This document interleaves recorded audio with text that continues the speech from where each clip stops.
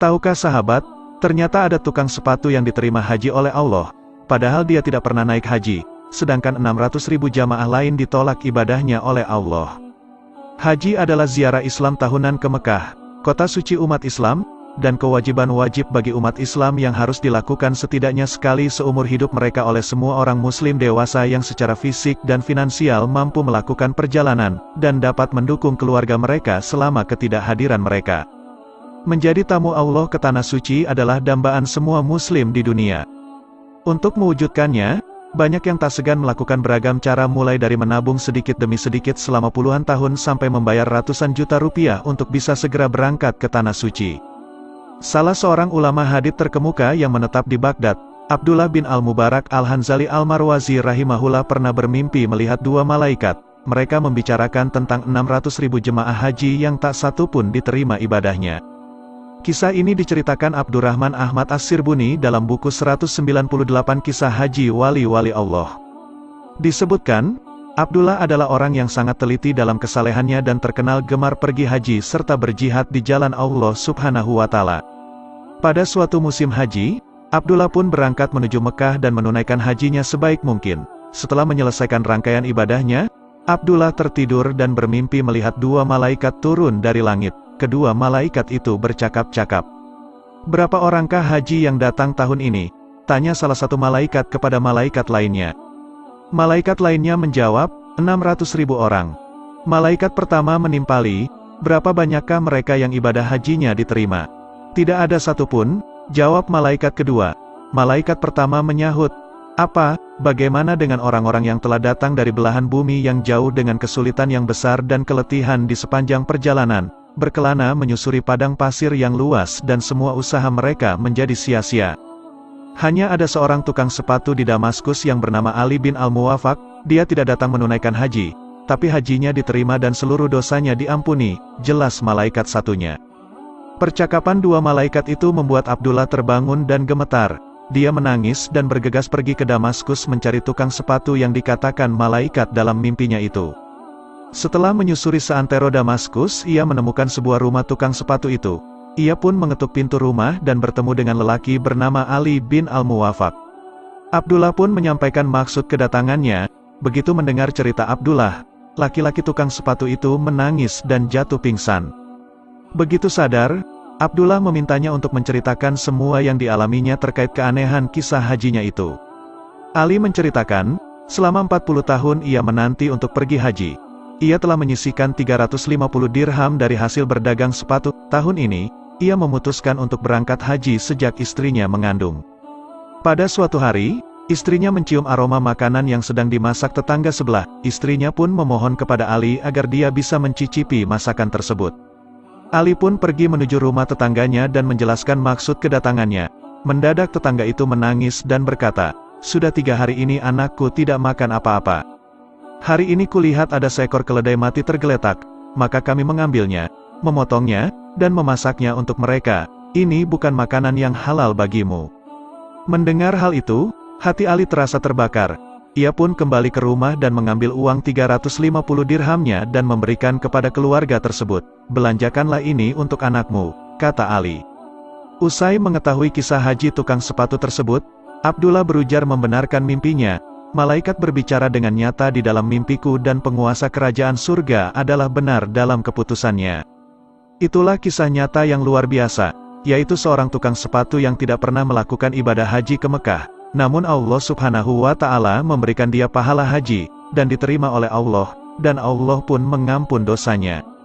Padahal di ketika itu ada ratusan ribu orang melakukan haji ke Baitullah langsung ke Mekah, bertawaf keliling Ka'bah, namun Allah tidak menerima satupun haji ibadah mereka tersebut. Beda halnya dengan tukang sepatu tadi, dia tanpa berhaji tapi dia meniatkan hajinya dengan ikhlas, tapi ia mempergunakan uang tersebut membantu orang fakir miskin.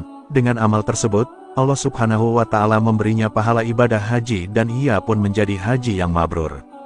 Akan tetapi, ada juga orang-orang yang berkesempatan menjadi tamu Allah berpuluh kali atau malah ratusan kali, termasuk diantaranya adalah Haja Jauharo Said, seorang jemaah dari Kloter 33 asal Mojokerto. "Alhamdulillah hingga saat ini saya sudah berhaji sebanyak 20 kali dan berumrah ratusan kali," tutur Jauharoh. Kesempatan berhaji berkali-kali ini karena Jauharoh menjadi pembimbing ibadah di kelompok bimbingan ibadah haji yang ia miliki. Ia menuturkan meskipun sudah berkali-kali menjadi tamu Allah namun dalam setiap keberangkatannya selalu saja ada ujian. Kalau istilah Jawanya, gak pinter-pinter, selalu saja ada masalah. Namanya saja mengharap surganya Gusti Allah. Pasti tidak mudah, tutur wanita yang pernah mengajar di sebuah SMP negeri ini. Sebagai pembimbing di KBIH, Jauharoh punya tanggung jawab membimbing semua jemaah baik laki-laki maupun perempuan. Meskipun saya wanita, tapi saya membimbing semua jemaah saya tanpa membeda-bedakan, ujarnya lagi. Menurutnya keberadaan pembimbing wanita sangat bermanfaat bagi jemaah haji wanita.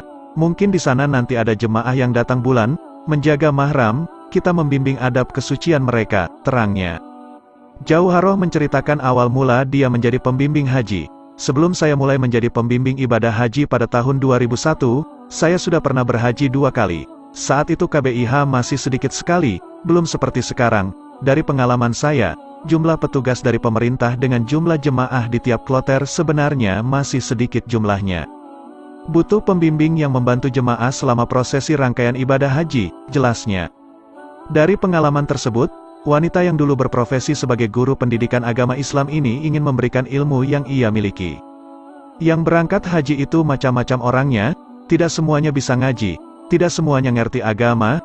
Kami mengajarkan jemaah haji yang mana rukun haji, yang mana sunnah, yang mana wajib sehingga jemaah haji bisa melaksanakan rangkaian ibadah haji dengan baik dan benar, terang Jauharoh. Jauharoh pun akhirnya bersama almarhum suaminya bertekad memberikan bimbingan ibadah haji. Dia sendiri sangat menikmati tugasnya tersebut karena dia memang menyukai dunia pengajaran. Dari pengalamannya selama ini yang paling membutuhkan perjuangan adalah melayani jemaah yang sakit atau sudah tua tanpa pendamping. Kalau musim haji sebelum-sebelumnya banyak jemaah usia 70 tahun ke atas, itu butuh layanan ekstra karena kita harus sabar dan perhatian penuh, terangnya.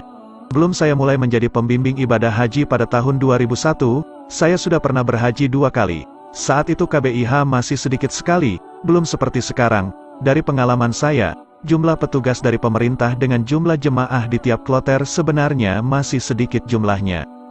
Butuh pembimbing yang membantu jemaah selama prosesi rangkaian ibadah haji, jelasnya.